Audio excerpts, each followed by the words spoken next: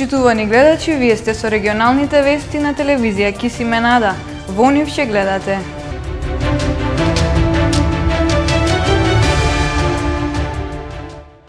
Се полнат болничките капацитети, се пренаменуваат нови оделенија во Тетово, а се зголемуваат капацитетите и во Гостивар.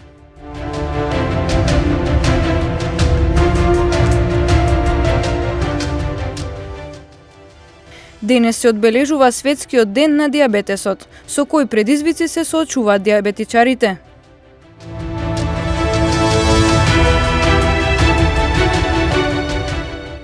Хрватскиот форум го одржа годишното изборно собрание во големата сала во општина Тетово.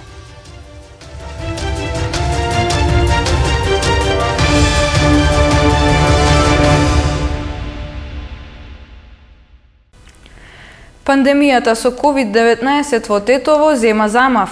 Високи бројки на нови случаи се регистрираат секојдневно, а болничките капацитети се полнат. За да се обслужат сите пациенти кои имаат потреба, се пренаменуваат нови оделенија и покрај сериозноста на ситуацијата со над 1000 активно болни, дел од граѓаните се уште не веруваат во вирусот. Состојбата со ковид-пандемијата во Полошко веќе извесен период е алармантна. Високи двоцифрени бројки на нови случаи се регистрираат секојдневно. Болничките капацитети се полнат, а медицинскиот персонал се заморува. Поради напливот на пациенти во клиничката болница во Тетово, покрај неинфективното оделение се примаат и на двата ката во интерниот одел. Моментално се хоспитализирани 49 пациенти, а за 2 дена починале 3 лица над 65 годишна возраст со коморбидитети. Од раководството велат дека има капацитет. Направена е реорганизација на кадарот, а олеснителна околност е што на оделенијата има централен довод на кислород. Ја пратиме ситуација, ако евентуално се изголеми бројот, ние автоматски по потреба идеме и погоре. Ќе ослободиме и дел од педиатрија ако има потреба. Така да тренутно ние немаме некоја мака. Со терапија сме обезбедени, со маски, со дезинфициенци, со персонал. Болеста не е само од инфективен аспект, него е мултидисциплински. Сега тоа малку го отежнува, бидејќи кај секој пациент ќе ни треба 3, 4, 5 специјалисти да се консултираат, да даваат мислење. Тоа навистина не е дека е лесно, и тоа не е лесно и у Запад, било каде, па и кај нас. Така не сме у комфортна ситуација, али се снаоѓаме. И покрај сериозноста на ситуацијата, дел од граѓаните се уште не веруваат во вирусот. Лекарите со апел да се почитуваат мерките. Замислите вие вака, да држите маска вие 4-5 недели цел народ. Сега не речем цел свет, цела Македонија да носи 4-5 недели. Кои се инфицирани, тие што се инфицирани на кому ќе пренесат? Да биде некако херметичко, наводници, тоа тешко е, али замислите 4 недели е потребно да го нема вирусот. А ние сега можеме, еве 1 година, може уште 1 година ни тера. Оти кај тебе без симптоми, ти идеш тамо кај твојот син, ја без симптоми, значи тоа само ќе се шета, овде ќе ни трае овде 3 години. Али маска и у едно време, а не маска некој сега, некој утре, него маска у едно време цел, да нечем цел народ. И затоа вика овде министерство апелираат маска, маска, маска. Значи што повише маска и навистина маска, па и дома викам ја. И дома кај има да некој со сумнителници температура, одма маска. Маска, дезинфекција раце и така натаму. Според последните податоци од Институтот за јавно здравје, заклучно вчера, во Тетово и околните 5 општини има 1037 активно заразени со коронавирус, а од почетокот на пандемијата досега се регистрирани вкупно 3056 случаи со COVID-19. Се зголемија капацитетите за згрижување на заболени од COVID во Гостивар. Покрај во инфективното, пациенти од неделава се хоспитализираат и во дел од интерното оделение на Гостиварската болница.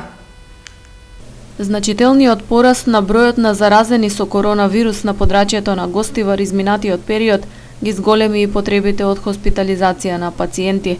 Инфективното оделение во Гостиварската болница е целосно исполнето. За да се обезбеди згрижување на сите пациенти на кои им е неопходно болничко лекување, дел од интерното одделение е пренаменето во ковид центар. Таму од неделава се примаат пациенти, а работата се организира под посебен протокол да не дојде до мешање на заразените со останатите болни. Директорот на болницата Јакуп Јакупи вели дека со ваквата реорганизација обезбедени се дополнителни 36 кревети за пациенти со COVID, што засега ги задоволува потребите.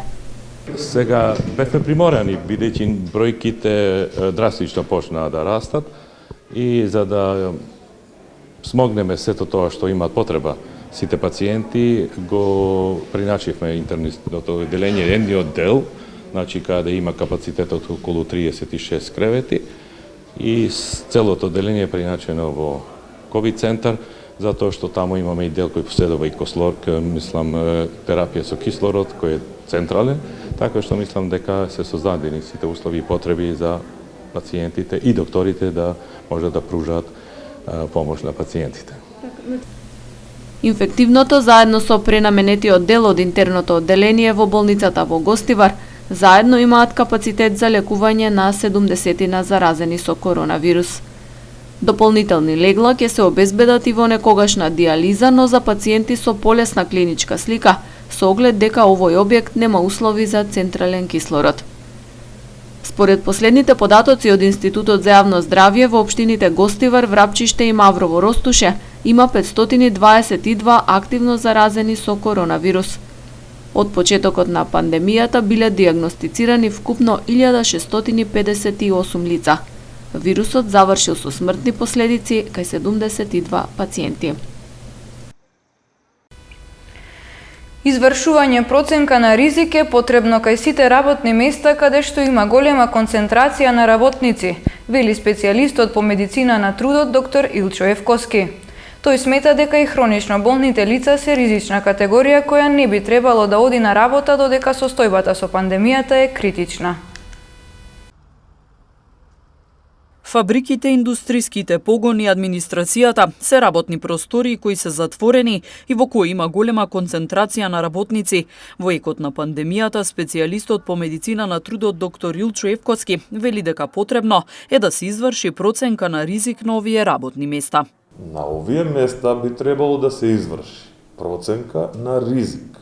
Проценка на ризик се врши при секоја појава на нов ризик. Значи, ова е нов вирус, SARS-CoV-2, кој што предизвикува COVID-19. Тоа е нов биолошки ризик на работното место. Истиот треба да се процени и врз истиот треба да се изградат заштитните мерки во секоја работна организација за секој едно работно место за секој работник. Дополнително, сите хронични лица кои што имаат во моментов некаква хронична болест, сите хронично болни лица би требало да се јават на лекар, медицина на труд, упатени од својата собствена организација, по извршена проценка на овој ризик, да се пресмета нивниот индивидуален ризик на COVID возраст, ние го викаме тоа нешто. Тоа е една матрица која што е изработена од Институт за јавно здравје Скопје и од МЗЗПР, Македонско здружение за заштита при работа, која што е одлична матрица и ни дава точно податок дали тоа лице, работник, на тоа работно место има можност да има медицински реперкусии по неговата состојба од SARS-CoV-2. Евкоски потенцира дека и хронично болните лица кои се ризична категорија сега не треба да одат на работа, додека ситуацијата со коронавирусот е критична. Хронично болните и старите лица се две категории кои што кај нас и во светот се прифатени за ризична категорија од COVID-19. Нажалост, нашата влада ги врати во работен процес без да им се адаптирани нивните работни места. Па од тука сега гледаме дека продолжуваат бројките да растат. Сите хронично болни лица кои што имаат некаков контакт со оваа болест, ќе добијат некакви влошувања на нивната состојба. Дали тоа ќе значи летален исход на крајот или не, секако не ќе имаат некаква последица. Колку ќе биде тоа, треба да се провери. Тие лица не би требало да бидат на работа, доколку не им е проверен нивниот индивидуален COVID ризик. Лекарот потенцира дека мерката за седење дома на родителот кој има дете до 10 години, како и привременото неодење на работа за хронично болните лица, беше добра мерка за справување со трансмисијата на вирусот кај овие ризични категории. 14 ноември се одбележува како Светски ден на дијабетесот. Од Сдруженијето на диабетичари Тетово велат дека заради пандемијата годинава не ги реализирале вообичаените активности за овој ден, како што е организираното бесплатно мерење на шеќерот во крвта. 14 ноември во светот и кај нас се одбележува како светски ден на диабетесот. Диабетичарите се ризична категорија на граѓани, особено сега за време на пандемијата со COVID-19. Годинава за овој ден не се организираше соодветно одбележување, како што вообичаено секоја година се организираше бесплатно мерење на шеќерот во крвта. За значењето на денот разговаравме со председателот на Сдруженијето на диабетичари од Тетово Душко Игневски, кој истакна колкава е бројката на диабетичари во земјава, но и дека голем дел од нив се од Тетово. Бидејќи се наоѓаме во време на пандемија COVID-19, годинава никој секоја година ми организиравме мерење бесплатно на сите граѓани кои што сакаат да проверат како име гликемијата, односно шеќерот во крвта, и така да годинава немавме таква активност, бидејќи се потребни посебни протоколи каде што треба да се да се запази ама нормално повеќе луѓе ќе собират, да не се собираме.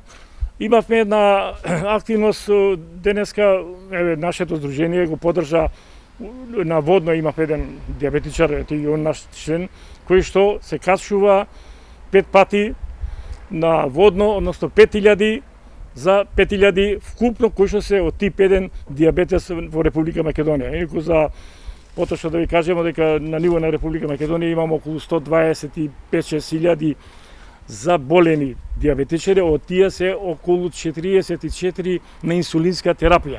А за детски диабет кои што се заболени, околу бројката е 500 души што се заболени деца, и за жал меѓу тие најголемите се во Тетово и Струмица.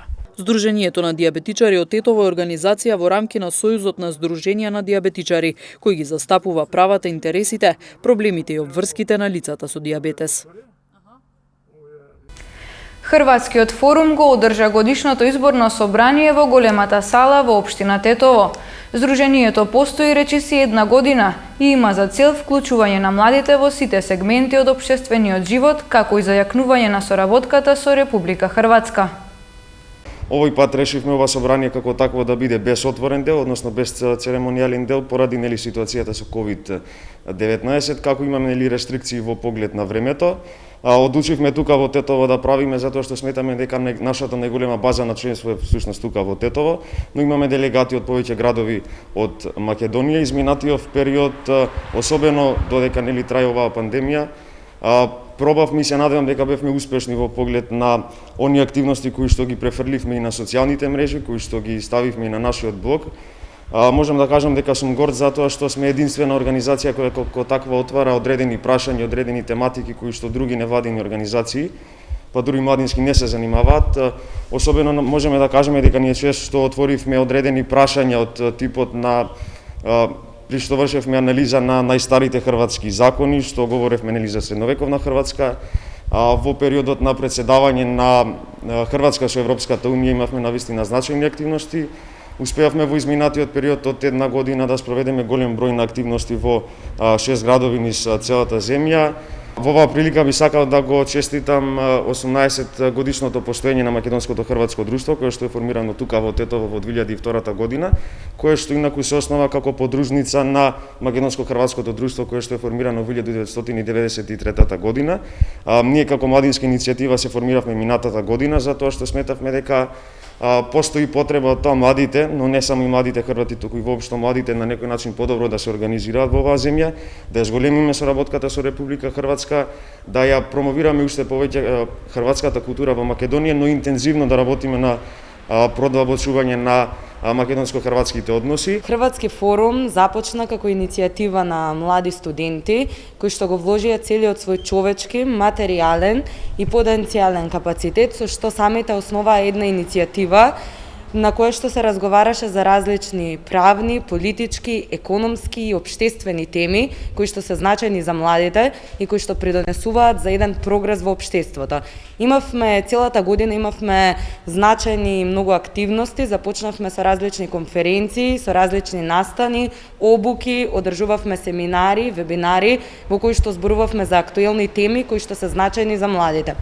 Исто така, раководството на Хрватски форум и целиот Хрватски форум беше представен во институциите на државната власт, бевме кај различни функционери, кај најмладите функционери, бевме во собрание, во извршната власт, така да ние сме застапени и представени кај сите и општествени и политички структури.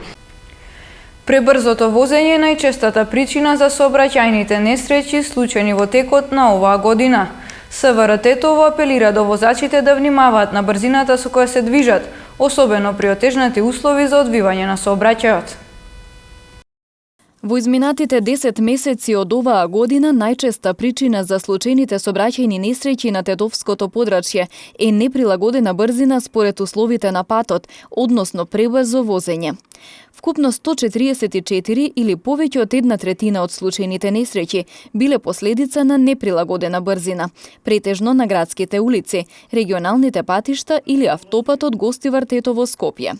Со оглед на тоа што престојат врнежливи магловити постудени денови и отежнати услови за одвивање на сообраќајот, секторот за внатрешни работи Тетово апелира до возачите да внимаваат на брзината со која се движат, посебно навечер и наутро, кога коловозите се лизгави. Уште повеќе што веќе треба да се очекува и голомразица кон стража, маврово или попова шапка. Секторот за внатрешни работи Тетово секојдневно врши контроли за брзина, предсен на автопатот, каде и најбрзо се вози, и ги санкционира сите пречекорување на максимално дозволената брзина. Паричните глоби за пречекорување на брзината во и надвор од населено место се движат од 20 до 400 евра во динарска противредност, а за најбрзите предвидена е и заштитна мерка, времено одземање на возачката дозвола од 3 месеци до 1 година. Возачите од 15 ноември имаат обврска да поседуваат зимска опрема. Обврската трае до 15 март следната година.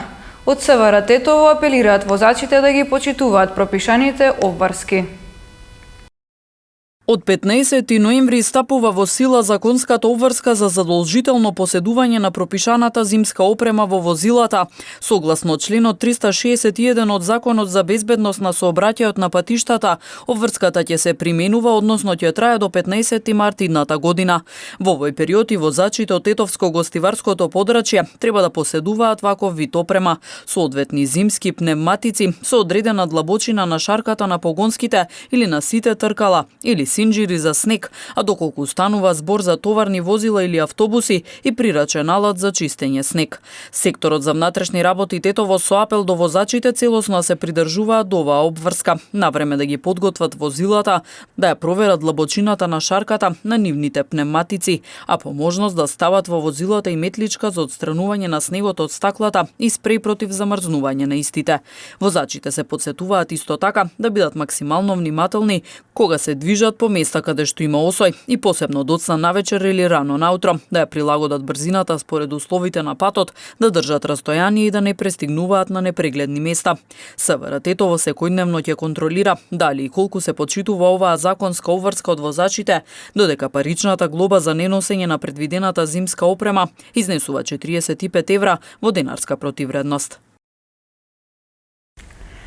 Одбојкарските првенства на Македонија од година во година се поквалитетни, а македонските екипи веќе редовно настапуваат во европските купови. Нивото на квалитет на одбојкарските првенства на Македонија од година во година е на повисоко ниво. Од Одбојкарската федерација на Македонија се задоволни од бројот на клубови, како и од квалитетот, но и од фактот дека македонските клубови веќе се редовни учесници во европските купови. Секако голем удел во подигнувањето на квалитетот на македонската одбојка има и машката репрезентација која играше на Европското првенство во Љубљана, а во јануари ќе настапи на уште едни квалификации, каде шансите за пласман на второ поседовател на Европско првенство се многу големи. Со оглед на целата пандемиска ситуација во државата и окружението мора да сме задоволни. Натпреварите течат тековно. Преска спомнавте убаво се издвоија 6 екипи, со тоа што оваа година е форматот променет во втора фаза, меѓу први 4 ќе се бара шампионот. Искрено се надевам дека ќе успееме да доиграме бара во есенскиот дел, што многу ќе ни значи после за подготовки на репрезентацијата.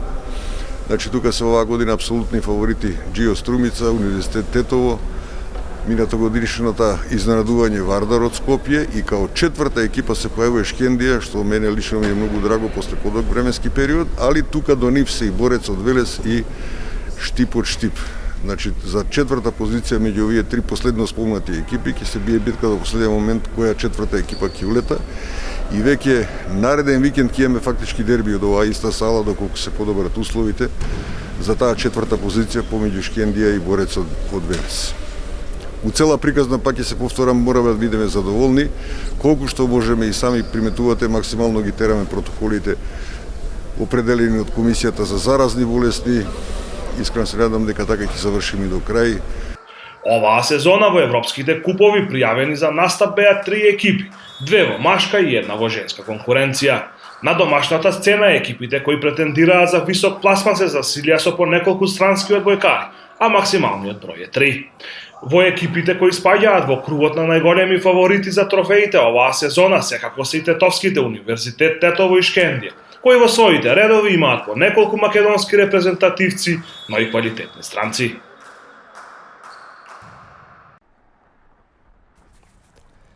Бројката на заразени од COVID-19 во светот надмина 50 милиони, од кои само во Соединетите Американски држави се 10 милиони. Во околу 1/3 од американските држави се бележат рекорди во изминатите денови. Во Европа исто така досега се регистрирани над 12 милиони позитивни на коронавирус. We do see an explosion, and in that sense it takes only a couple of days to have in our European region an increase, for example, with 1 million cases. And we see little by little the mortality increasing as well. Клуге повтори дека носењето маски и држењето физичка дистанца и натаму се клучни превентивни мерки за запирање на ширењето на пандемијата. Повеќе земји во Европа и натаму ги заоструваат рестрикциите. Русија исто така јавува рекордни бројки на инфицирани, а болниците во некои региони веќе не можат да се справат со напливот на пациенти. Една фармацевтска компанија од Јужна Кореја соопшти дека експериментален третман со лек со антитела го намалил времето на лекувањето на пациентите со COVID-19 за 44%. Компанијата бара итно одобрение на лекот кој се уште е во фаза на тестирање. Ваквите лекови со антитела се покажуваат како ефикасни во лекувањето на пациентите, но се многу поскапи и покомплицирани за производство во однос на другите лекарства. Спортисти од 4 држави учествуваа во меѓународниот надпревар во Токио, на кој се гледа како на проба во врска со можностите на Јапонија за организирање безбедни меѓународни надпреварувања. Спортистите беа тестирани секој ден, а на околу 2000 луѓе им беше дозволено да бидат во публиката, со претходно мерење на температура и совети да не скандираат. Во Токио годинава требаше да се одржи летната олимпијада, но поради коронавирусот е одложена за наредната година. Фармацевтската компанија Pfizer соопшти дека првичните податоци од обемната студија покажуваат дека експерименталната вакцина е ефикасна над 90% против COVID-19. Оваа вакцина ја развива во партнерство со BioNTech. Во третата и последна фаза од тестирањето досега не биле забележани посериозни проблеми. Десетици илјади луѓе биле вклучени во тестирањата. Pfizer планира да бара итна авторизација во Соединетите Американски држави и очекува да произведе над 50 милиони дози до крајот на оваа година. Тоа би било доволно за вакцинирање на 25 милиони луѓе, бидејќи се потребни 2 дози за секој поединец.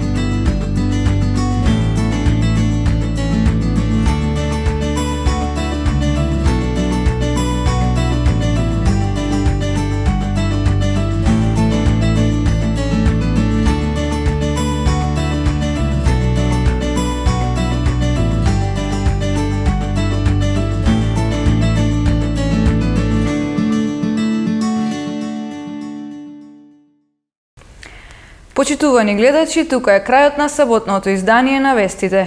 Почитувајте ги мерките за заштита и имајте пријатен викенд.